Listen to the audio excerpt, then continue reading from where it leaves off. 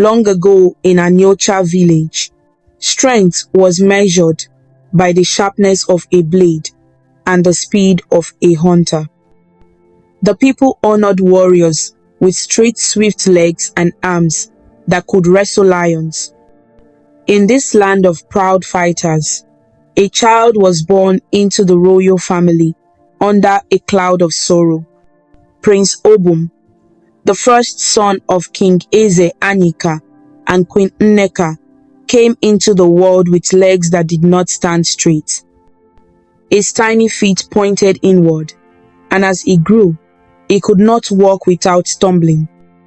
From the day of Obum's birth, whispers filled the great halls of the palace. The village elders shook their heads and muttered that the gods had cursed the royal house. A prince with crooked legs, one elder hissed. This is a bad omen. The spirits frown upon us. In Anocha, a leader was expected to dance at festivals and lead warriors in battle. How could a boy who struggled to stand ever rule? King Eze Anika's face hardened with disappointment when he first saw his newborn son. This was the heir who was supposed to carry his spear and his name into legend. Yet fate had given him a son who could barely crawl. In his pride, the king ordered that the infant be kept hidden. He decided it was better for the people to believe the queen had not born a son that year. Prince Obum was tucked away behind thick curtains and high walls, growing up as a secret. Queen Nneka's heart ached, but she was bound by her duty to obey the king. Every night, she crept to the boy's room after the palace slept. She would hold the sleeping child and sing lullabies, so soft that not even the night guards could hear. Her tears often fell on the baby's face as she whispered, "My precious child, you are not a curse. They do not see your spirit, but I do." As the months passed and Prince Obum grew, he learnt of the outside world only through the distant sounds of celebration. During harvest festivals, he pressed his face against a small window. He heard drums beating like thunder and imagined dancers leaping under the moonlight. But whenever he heard footsteps approaching, Obum would hobble back into the shadows. The king had assigned a stern nursemaid to ensure the broken prince remained unseen. If guests came to the palace, Obum was confined to his chamber like a bird locked in a cage. Even at a young age, Obum felt the weight of silence around him. He saw how the servants avoided looking him in the eye. He noticed how his father never visited him. On the rare occasion King Anika passed by the curtained doorway, Obum would peek out, hoping to catch his father's gaze. But the king would stare straight ahead, as if his son were invisible. These moments caught the boy's heart deeper than any sword could. Obum learnt that in his father's eyes, a crooked leg overshadowed a beating heart. Yet, hidden in the prince's chest was a spirit that refused to die. Though his body was weak, his eyes shone with quiet intelligence. And in the loneliness of his chamber, Prince Obum found small ways to taste freedom. He began to listen, truly listen, to every sound the world offered. He listened to the rustling leaves outside his window, to the distant laughter of village children, and to the nighttime cries of insects and owls. In those sounds, he sensed patterns and meanings that others ignored. The years passed quietly, marked not by celebrations or public milestones, but by Prince Obum's private discoveries. While other children of Anocha learned to wrestle, farm, or smith iron, Obum trained himself in different arts. He realized that when he closed his eyes and placed a hand on the ground, he could feel faint vibrations of footsteps far away.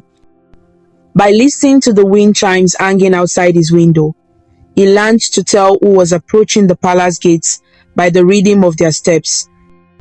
His ears became his guards and messengers. One humid afternoon, as rain clouds gathered over Anocha, Obum heard a distressed chirping by his window. A small blue-gray bird, with a broken wing, had flitted into his room, seeking refuge from an approaching storm. The prince gently approached the frightened creature. He spoke in a low, soothing tone. "Easy, little one. I will not hurt you." To the bird, his voice was as soft as the hush before rain. The bird's trembling stopped. Obum took a strip of cloth from his bed and carefully bandaged the bird's wing. Each day, he fed the bird grains saved from his own meals and whispered stories to it at dusk. In time, the bird healed and became his quiet companion, perching on his shoulder or the bedpost. Through caring for the bird, Obum discovered something extraordinary. He could understand the feelings of animals. The bird could not speak as a human does, yet Obum felt he knew when it was hungry or when it was joyful, just by looking into its bright eyes and listening to its gentle chirps. In return, the bird seemed to understand him as well. It hopped and sang when Obum was sad, keeping him company, and flapped its wings excitedly whenever he smiled. This connection comforted the lonely prince.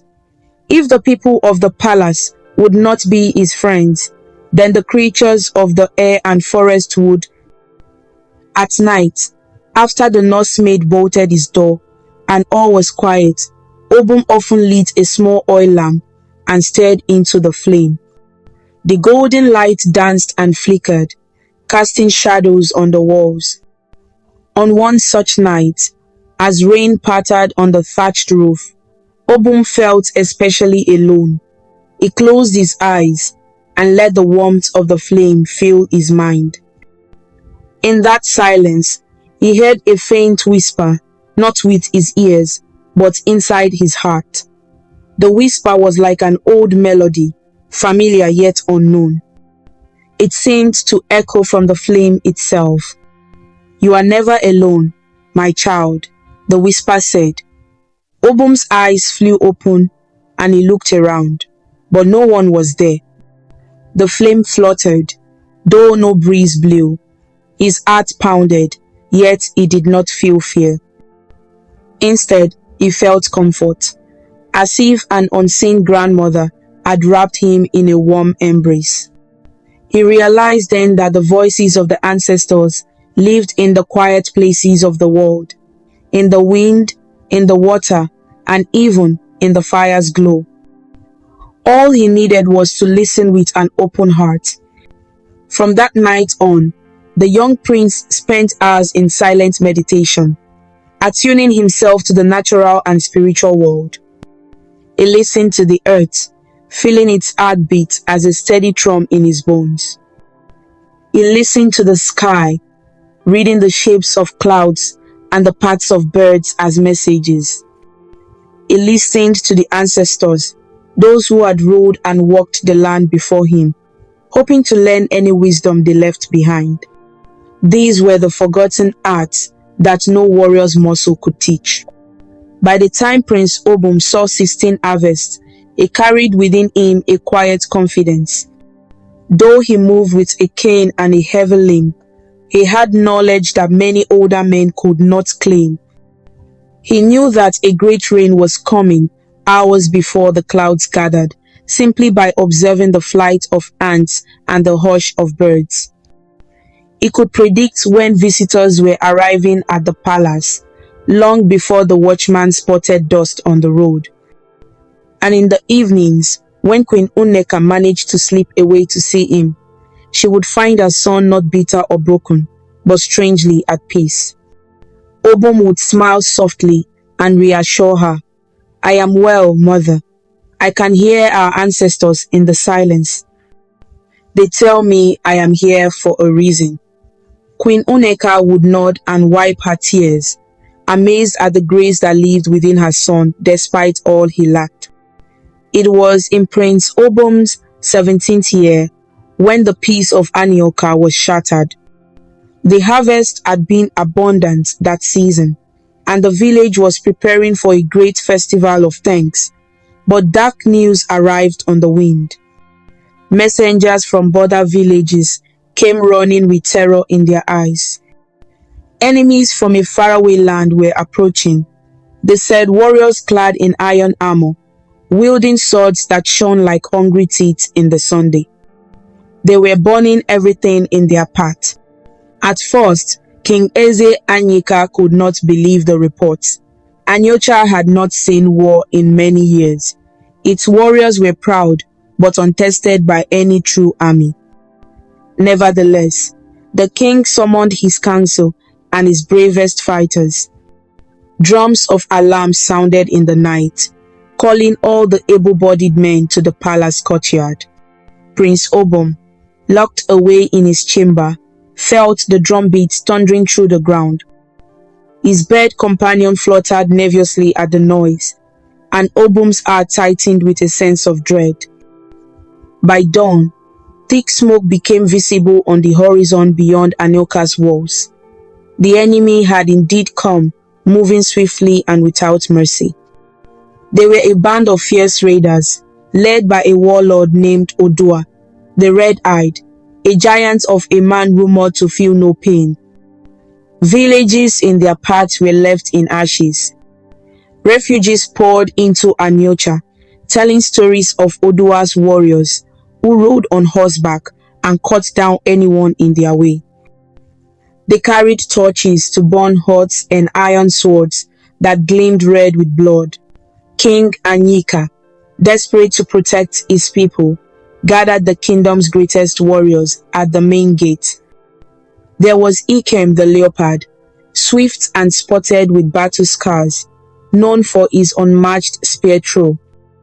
There was Dike, tall as a palm tree and strong as an elephant, whose machete had cleared many forests and could cleave an enemy's shield in one swing. And many more brave men adorned in charms and war paint, each vowing to defend Anocha with his life. Prince Obum watched through a crack in his chamber door as the warriors performed a final dance of war in the courtyard. He saw his father, the king, standing on the palace steps, chest proud, but eyes clouded with worry. Obum's mother, Queen Nneka, stood beside the king with her hands clutched tightly, silently praying. How Obum longed to step forward and stand with them, to share even a glance of courage. But he was confined as always, an unseen spectator to his own kingdom's fate. When the sun reached its peak, the invaders arrived outside the village walls. With a thunderous cry, Odua the Red-Eyed ordered the attack. The gates of Anocha were flung open, as Ikem, Dike, and the warriors charged out to meet the enemy. The clash was terrifying. Spears met swords, shields met axes, and the air was filled with the screams of men and the clang of metal. The people of Anocha watched from behind their walls, hearts pounding in their throats as their bravest fought for everyone's lives. At first, it seemed the warriors of Anocha held their ground. Ikem's spear struck through, felling one enemy rider from his horse. Dike's mighty swings forced the invaders to fall back. A hopeful cheer rose from the wall as villagers glimpsed the prowess of their heroes. But Odua had many warriors, as fierce and unstoppable as the Harmattan winds. For every invader that fell, two more seemed to appear. Prince Obum felt each moment of the battle from afar. He pressed his palms to the dusty floor of his room and closed his eyes. Through the vibrations in the earth, he sensed the rhythm of the fight, the stomps of frightened horses, the thud of warriors hitting the ground. His heart thudded with every blow. In a corner, The little bird chirped anxiously, as if echoing the cries outside. Then tragedy struck. A chilling scream of pain cut through the chaos. Ikem the leopard had been slashed by a sword and fell to his knees. Dike rushed to cover him, but an enemy arrow found Dike's chest. One by one, the mighty men of Anocha began to fall. The defenders, so confident moments before, wavered as fear seeped into their ranks. King Anyika, watching from the gate, shouted for them to hold, but even his voice trembled. The proud king could only watch in horror as his best warriors were slaughtered like goats at a feast. Realizing defeat was imminent, the surviving Anocha warriors retreated back behind the walls, dragging the wounded and dying with them. The heavy wooden gates slammed shut, buying a brief respite.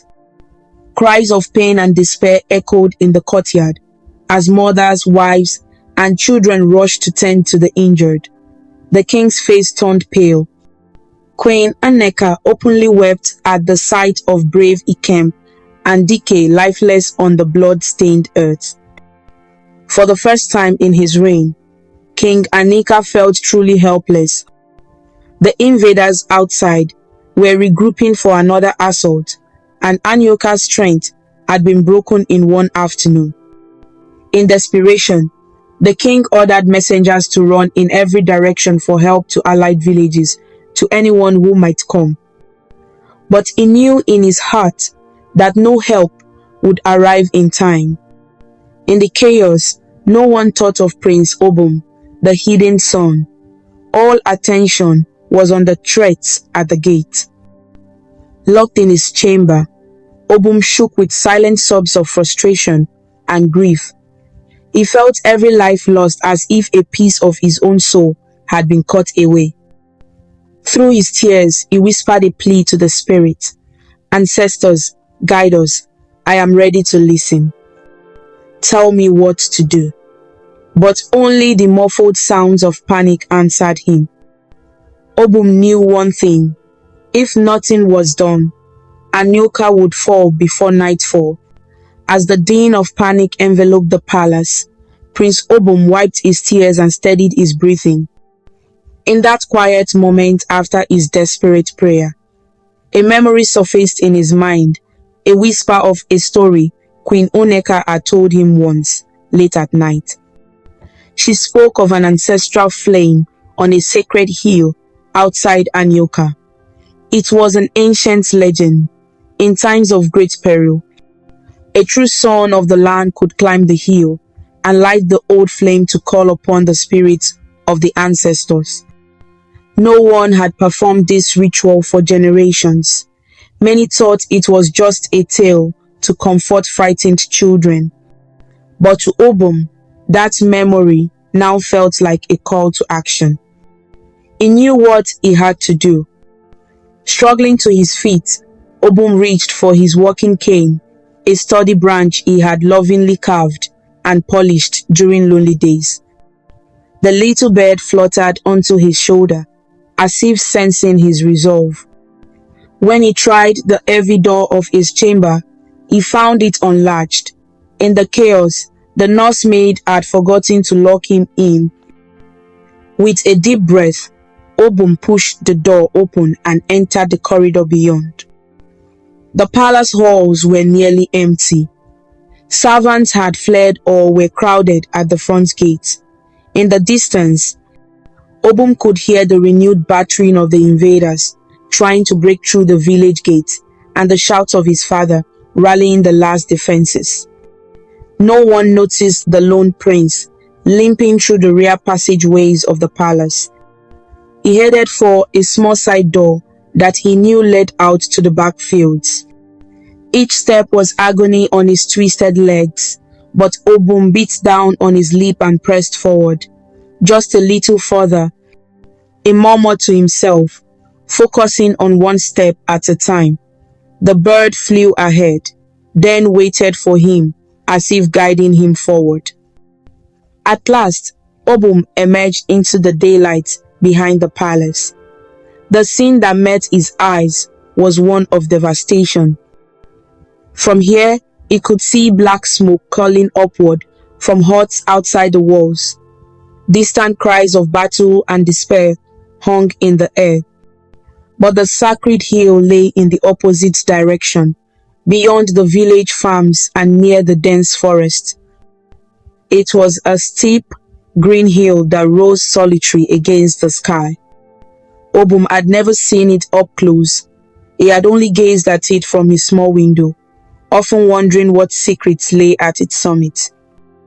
Now he understood why he had been drawn to it all his life. Summoning every ounce of strength, the prince began to drag himself across the open field. His left leg was especially uncooperative, forcing him to lean heavily on the cane and sometimes crawl on one knee. The earth was dry and cracked beneath the hot sun, rough against his palms. Within minutes, his arms trembled from the effort and sweat poured down his face. But Obum did not stop. With each painful movement, he whispered encouragement to himself. I will not break, not now. Halfway across the field, he heard a sudden whinny and the thunder of hooves. Obum's heart lurched. A stray invader on horseback had ridden around the village and spotted him. The mounted warrior, seeing only a crawling figure in the grass, let out a cruel laugh. He thought this would be an easy kill. The horseman lowered his spear and charged forward, determined to trample the lone prince. Obum glanced back and saw death approaching fast. There was nowhere to hide in the open field. Yet, in this moment of terror, the prince did not panic. He closed his eyes and slammed his palm onto the ground. With all his being, he reached out with his mind, like he had done so many times in his room, listening to the earth. He felt the vibrations of the charging horse growing stronger in the soil. At the last possible second, Obum rolled to the side with a grunt of effort. The war horse barely missed him, thundering past in a blur. Before the rider could wheel around for another pass, a shrill cry pierced the air. The little bird, Obum's loyal friend, dove at the invader's face, pecking and fluttering with fierce courage. Ah! The warrior yelled, trying to swat the bird away. He dropped his guard for just a heartbeat. In that heartbeat, fate intervened. The horse, confused by its rider's distraction and the flapping wings, stumbled on a rocky burrow in the field. With a sickening crack, the warrior was thrown off, hitting the ground hard and falling still. Obum lay in the grass, panting, amazed to be alive.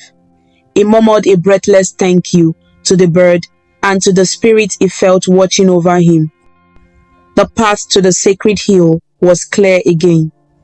Pushing himself up, he continued onward, leaving the unconscious invader behind. His body ached, but his resolve was as solid as the ancient hill he now approached. As he reached the foot of the sacred hill, the prince paused to catch his breath. The hill was steeper than it looked, cloaked in thick grass and shrubs. There was a narrow path, partly overgrown, that wound its way up towards the summit.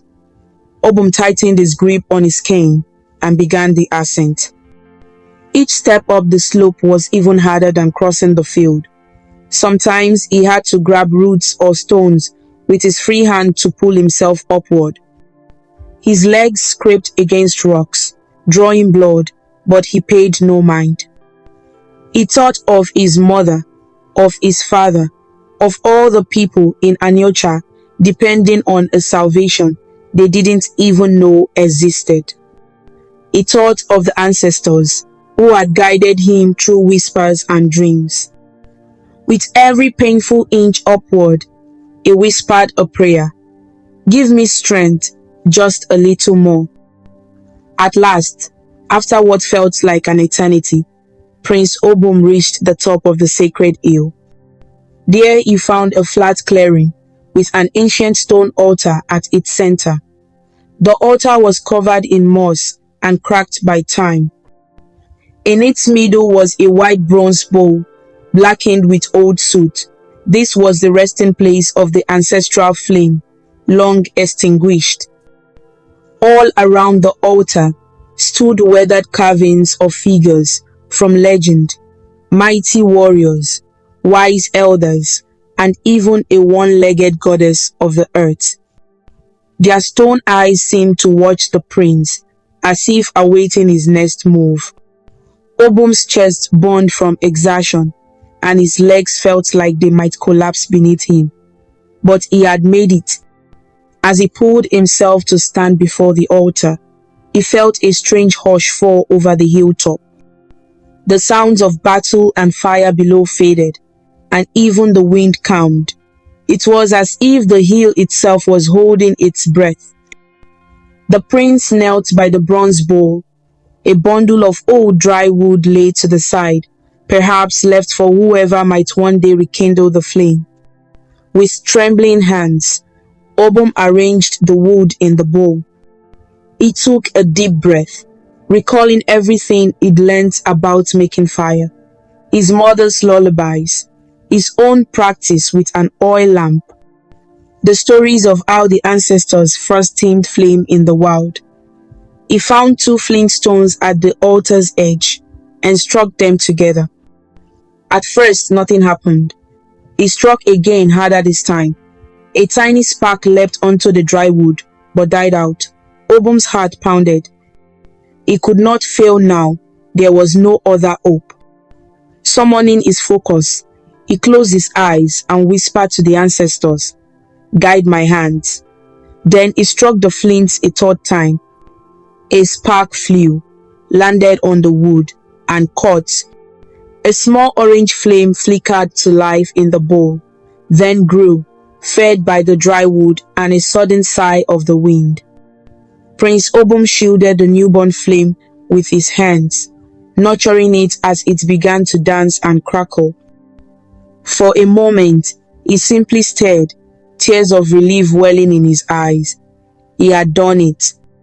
He had lit the ancestral flame that no one had touched in centuries.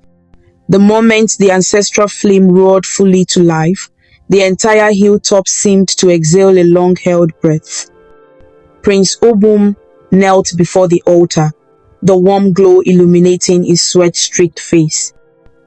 He knew the legend said lighting the flame would call the ancestors, but he did not know how or when they might answer.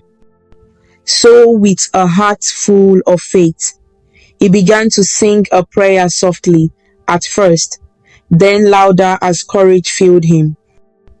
It was a song in the old tongue that Queen Anocha used to hum, one of hope and deliverance, but he formed the words in simple speech, so the spirits and the sky would surely hear. O ancient fathers and mothers, hear me now. Our land is in darkness. Show us how.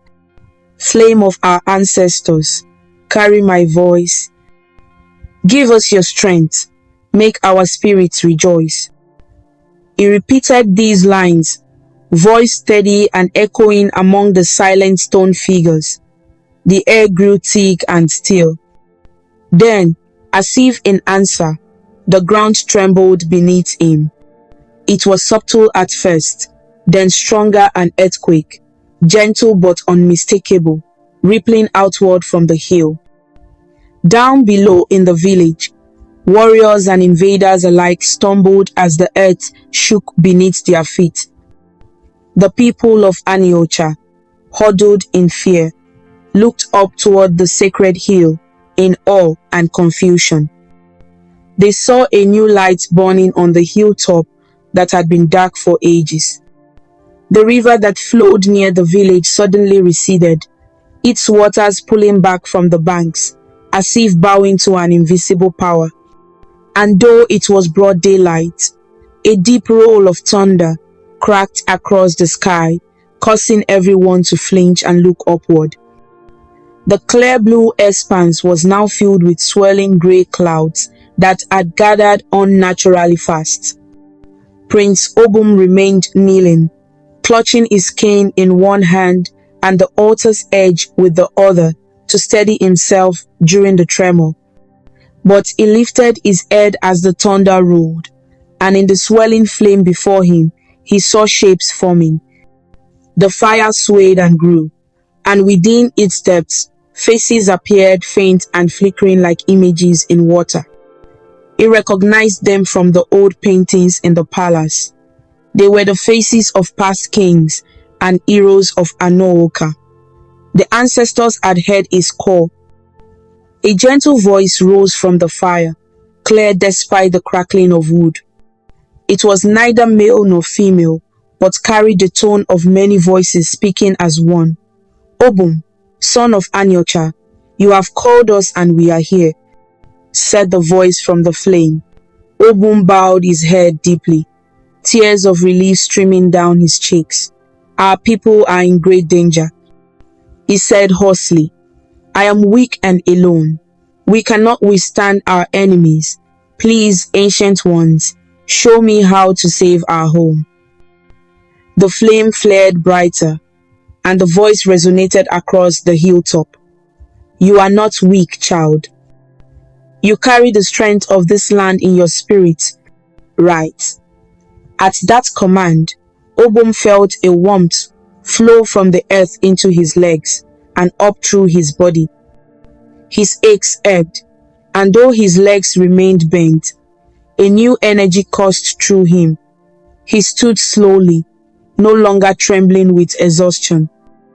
"Listen, Obum," the many-voiced spirit continued. "Hear the strategy whispered by the wind. See the path revealed by the earth. Use what has been forgotten. The land itself will fight with you." In that instant, Obum understood what he needed to do. Visions flooded his mind, images of the terrain around Anocha, the forests and secret paths, the weaknesses in the enemy's formation, and ancient war tactics that had fallen out of use because men had become too proud, relying only on brute strength. He saw how the invaders could be lured and trapped. He saw too how the spirits of nature were waiting to aid him, how the wind could carry a sudden brush fire, how the river's dry bed could become a snare, and how the animals of the forest could sow fear in the enemy ranks. "Thank you," Prince Obum whispered, gratitude and determination shining in his eyes. The faces in the flame seemed to smile faintly. Behind him, the stone statues of the ancient heroes stood silently, as if standing guard. As quickly as it began, the vision in the fire faded. The flame still burned strong, but the faces were gone. The clouds above remained dark, rumbling with distant thunder. Obum knew the ancestors were with him, but the task was his to carry out. He took the bronze bowl carefully by its base. Surprisingly, it was cool to the touch despite the fire dancing within it. Using strips of cloth torn from his already ragged tunic, he tied the burning bowl securely atop his cane, creating a makeshift torch from the ancestral flame. Holding this torch aloft, Prince Obum began his descent back down the hill toward Anocha. This time, he did not crawl or stumble. Though his gait was still uneven, he moved with purpose and surprising speed, as if guided by an unseen hand. The little bird soared above him, leading the way with urgent chirps. Below, the battle was about to reach the village walls again. The fate of Anocha hung by a thread, but hope, like the flame he carried, was burning anew. By the time Prince Obum reached Anocha's gate, the situation was dire. Odua's men had regrouped and were ramming the heavy wooden gate with a felled tree trunk. Inside the walls, King Anyika, wounded in the arm, leaned on a spear and prepared for a final stand with the few warriors still able to fight. Queen Unneka was helping a child to safety, her face streaked with tears and soot. The villagers huddled in dread, believing the end had come. Suddenly, a cry arose from a watchman on the wall. "Fire on the hill! The sacred flame burns," he shouted, pointing behind the village. All eyes turned to see the glow atop the sacred hill and the storm clouds swirling above. Hope and confusion rippled through the crowd. The elders exchanged astonished glances. Could the old legend be true after all? Before anyone could ponder further, a side gate at the rear of the village burst open. There stood Prince Obum, silhouetted by daylight, with the ancestral flame blazing on his raised cane.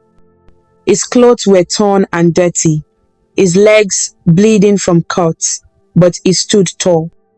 Those who recognized him gasped. Many villagers had never seen the hidden prince before, and some thought a spirit had appeared. With the flame casting dancing shadows around him and thunder rolling overhead, Obum indeed looked like a figure out of myth. King Anyika stepped forward, hardly believing his eyes. "Obum, my son?" he uttered in a hoarse voice, equal parts shock, fear and hope. Queen Nneka let out a cry of relief and started toward him, but Obum lifted his hand gently, signaling her to stay with the others. "Father," Obum addressed the king respectfully yet firmly, "I am here to help. The ancestors have shown me what we must do."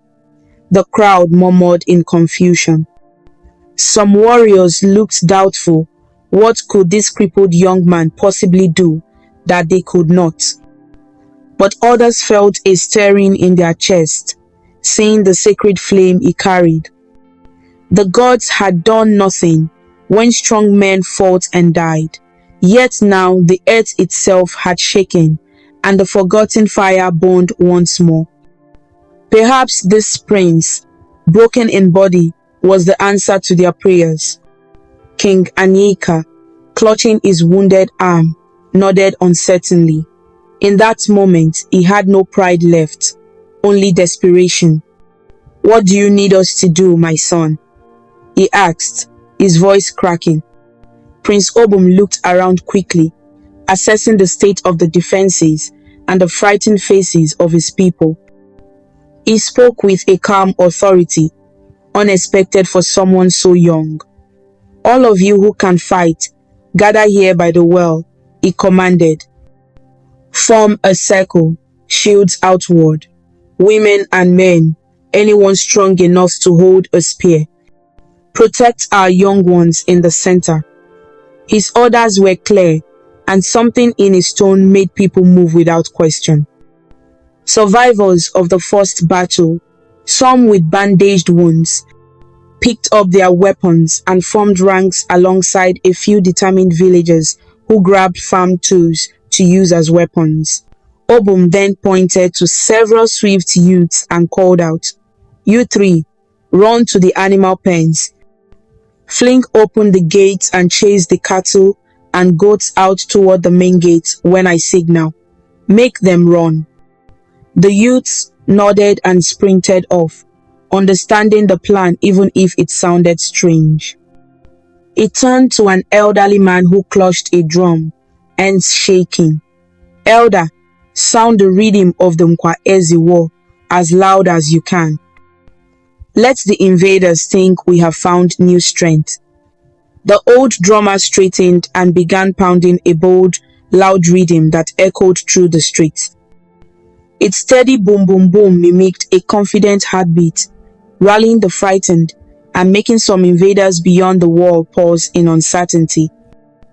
Even as he gave instructions, Obum's eyes were on the weakening front gate. It wouldn't hold much longer.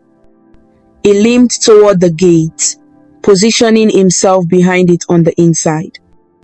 King Anyika moved to guard his son, but Obum said, "Father, Stay back and be ready. Trust me." The king, choking back emotion, obeyed and stepped back to join the circle of defenders forming near the well. Moments later, with a splintering crash, the village gate gave way. Oduwa the red-eyed and his horde poured through with triumphant shouts, only to find an unexpected sight. Instead of panicked villagers scrambling, they saw a tight circle of determined defenders and heard war drums pounding from within. At the forefront, they saw a young man holding aloft a flaming torch. The light made his eyes shine with an almost supernatural resolve. Oduwa snorted in anger and contempt. "Out of my way, cripple," he roared, charging forward with his massive blade aimed at Prince Obum. To him, this was nothing more than a sick joke. After slaughtering the mightiest warriors, now a lame boy dared challenge him? But Obum stood his ground at the broken gate, raising his cane with the ancestral flame high above him. "You do not belong here," he said, voice clear and commanding. "This land has awakened against you. Leave now, or be ground to dust." Some of the invaders hesitated, unnerved by the thunder overhead and the authority in the crippled prince's voice. Yet, Oduwa was furious and unafraid. He would not be scared by words. As the warlord barreled closer, Obum swiftly struck the flaming torch against the wooden gate frame, and the spilled all on the ground, all from the defenders' lanterns that he had noticed pulled around the entrance. A curtain of fire burst up between the prince and the invaders with a loud whoosh, causing Oduwa to reel back with a curse, shielding his face. The gateway became an inferno, separating the leading invaders from Obum. Now, Obum shouted, and the youths he'd sent to the pens threw open the animal pen gates.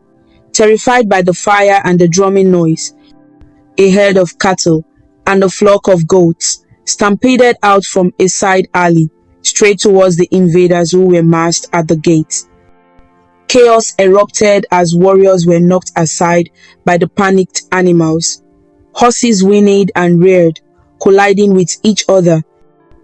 The tight formation of Oduwa's men broke apart, and their charge came to a halt. Seizing this moment, Obum signaled with a cry, and the defenders of Anocha surged forward from their circle.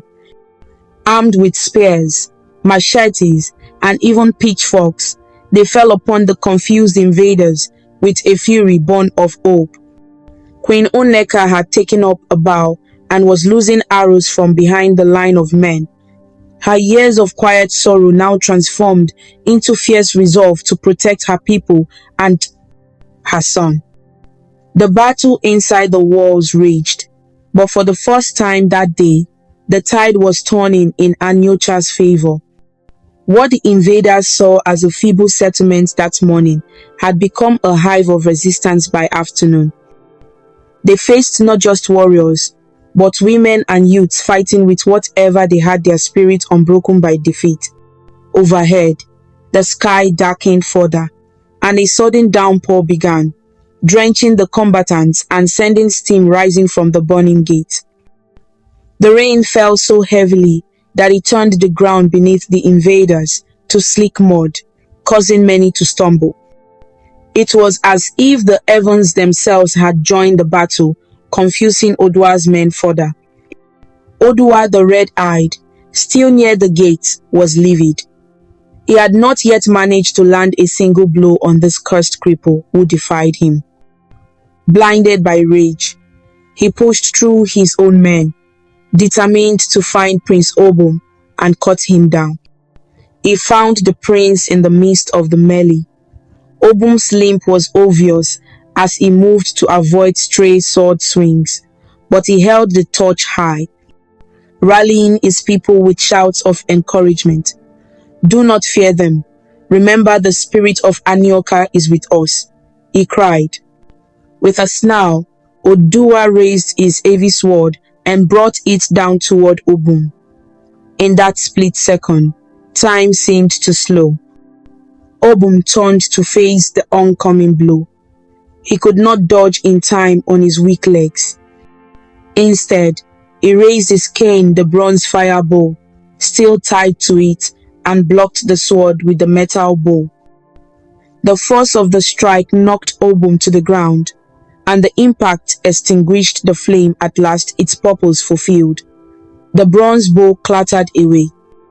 Prince Obum lay dazed in the mud as Odua loomed over him, sword lifted for a final strike. A clap of thunder exploded directly overhead, so loud that everyone stopped fighting for an instant.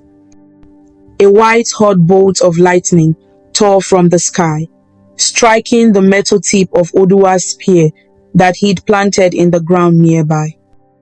The shock of it sent Odua staggering, electricity dancing down his armor. He cried out in pain and fell to one knee, stunned. In that moment, King Anyika appeared behind him.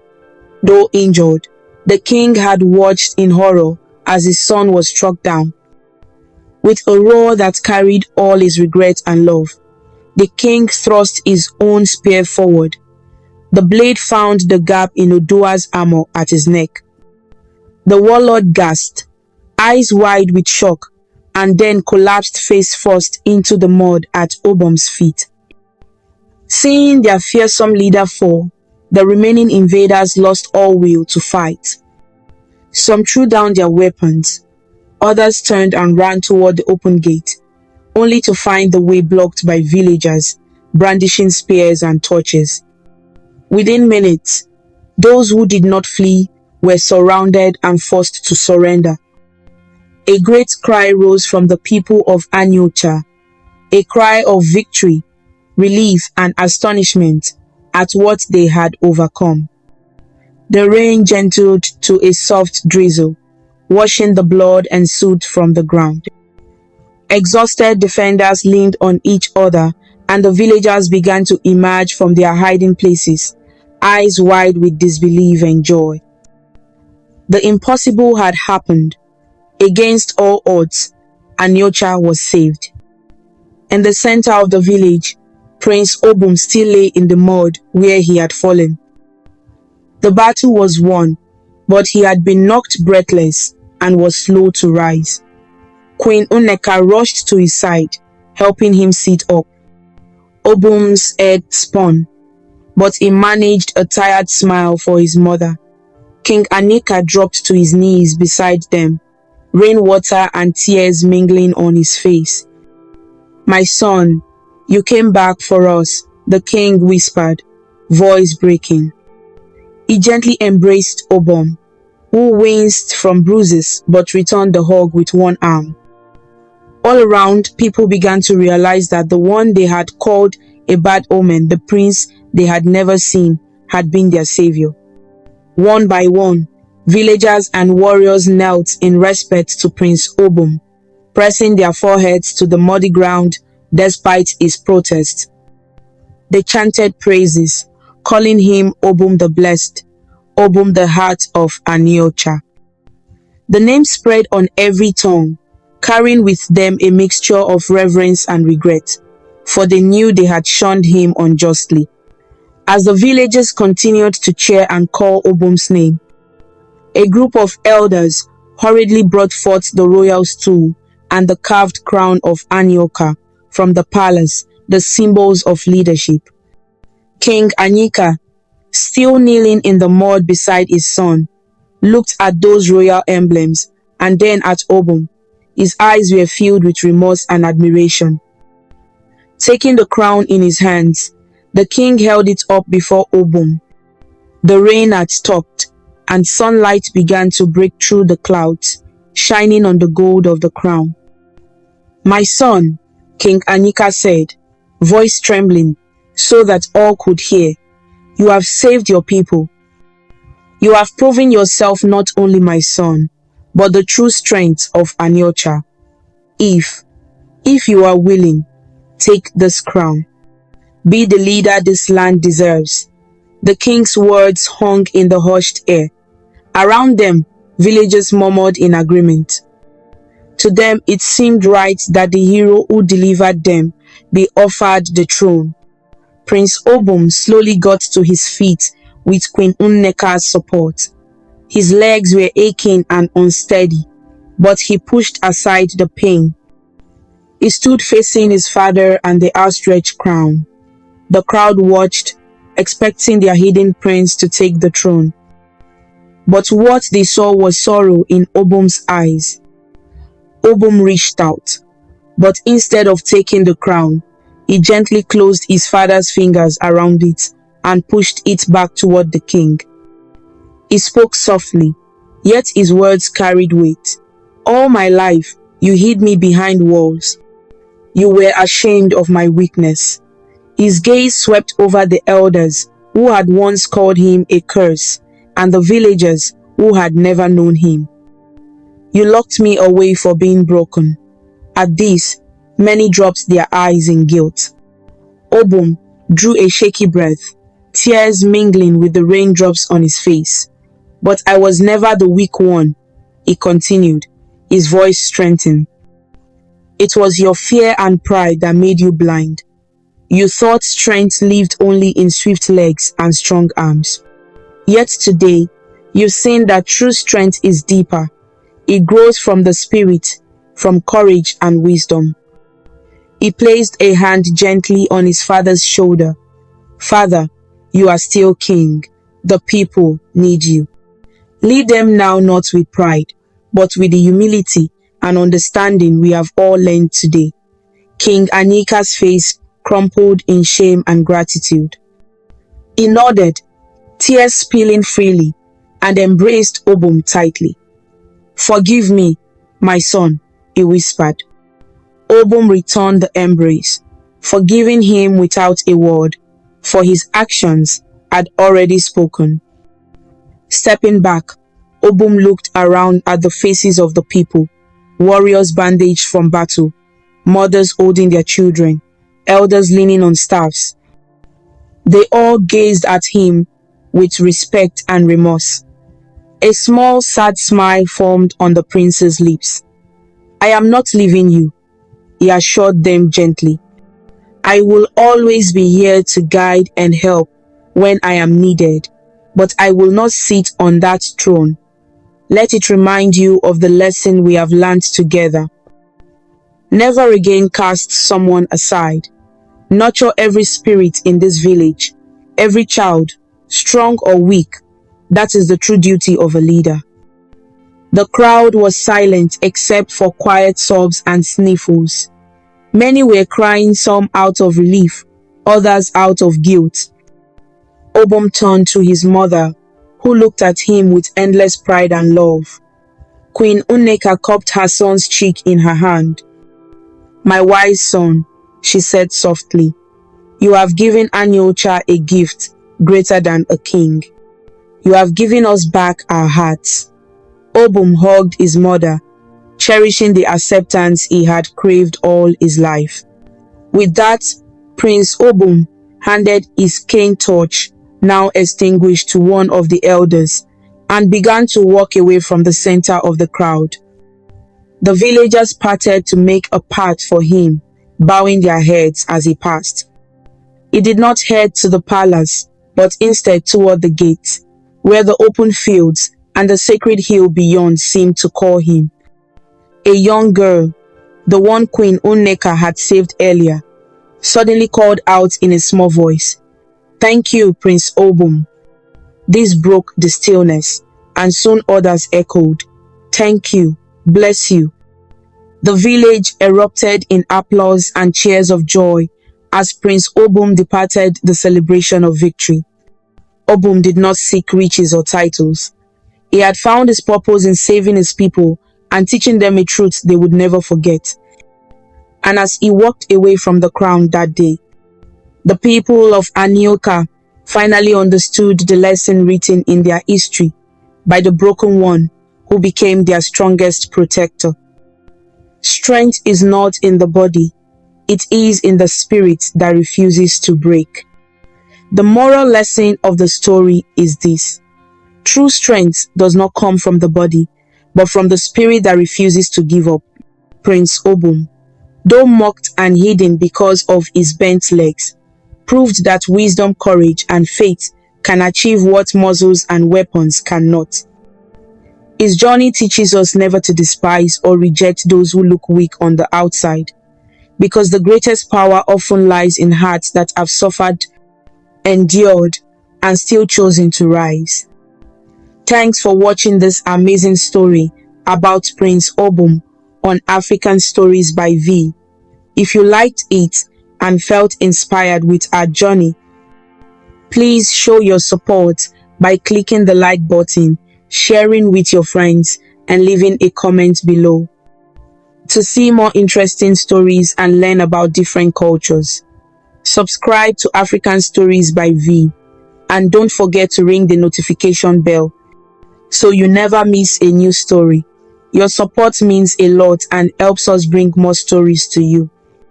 Until we meet again, stay connected, stay inspired, and keep smiling.